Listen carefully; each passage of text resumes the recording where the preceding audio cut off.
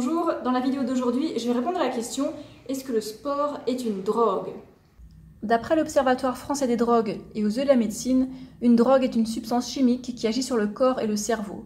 La drogue est consommée le plus souvent pour obtenir un plaisir immédiat ou soulager une douleur psychologique. Mais les drogues provoquent une destruction plus ou moins lente du corps et entraînent une dépendance, c'est-à-dire qu'on ne peut plus s'en passer, et qu'elles finissent par occuper toutes les pensées de celui qui se drogue. En d'autres mots, une drogue est une substance chimique addictive. Donc, à partir de ces deux définitions, on voit que le critère de l'addiction seul ne suffit pas à déterminer si quelque chose est une drogue. Bon, par exemple, l'oxygène de l'air est addictif, mais il est surtout vital. Pour qu'on puisse appeler ça une drogue, il faut aussi que la substance soit nocive et que son usage soit réglementé ou interdit, quoi. Le sport n'est pas une substance chimique, donc c'est pas une drogue. Inclure des comportements dans le terme drogue est un abus de langage de la part des personnes qui se cherchent des excuses pour rester au fond de leur canapé. Je vais vous donner une liste non exhaustive des bienfaits physiologiques que le sport apporte.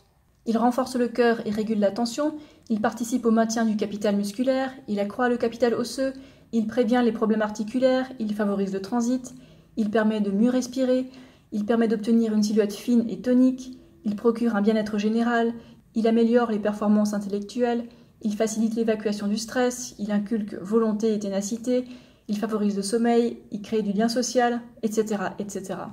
Les seuls aspects nocifs du sport sont le surentraînement ou les accidents. Et sans caféine, qui est présente dans le chocolat, le thé, mais surtout dans le café, le surentraînement n'est pas possible. Des signes indiquant qu'il y a surentraînement sont que le système immunitaire s'affaiblit, on tombe malade, on a des blessures, attention avec les sports à impact, la libido diminue et l'humeur devient mauvaise. Si un sportif persiste à s'entraîner malgré ces signes de surentraînement, ce qui est possible en consommant des stimulants, alors on pourrait parler d'addiction au vu des effets nocifs de l'excès de sport. Personnellement, je hais le goût du café, j'en bois jamais. Je bois du thé environ 3 fois par an, je consomme du chocolat 2 fois par mois environ. De plus, je pratique un sport sans aucun impact, le cyclisme. Et enfin, j'adore explorer à vélo et puis rouler avec d'autres personnes, que du positif.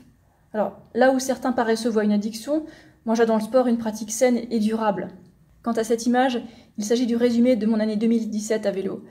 Il y a des sorties de sport, du déplacement en ville, du tourisme. Ça fait quand même pas mal d'essence économisée par rapport à un véhicule à moteur pour la même distance. Voilà, c'est tout. Alors vous pouvez me laisser sous la vidéo vos commentaires, votre avis, vos anecdotes. Est-ce que vous pensez que le sport est une drogue, oui ou non? Et prochainement, je pense faire une autre vidéo un peu dans le même genre. Est-ce que le sucre est une drogue? Est-ce que ça vous intéresse? En tout cas, passez une bonne journée, une bonne soirée. Je vous dis à très bientôt. Ciao!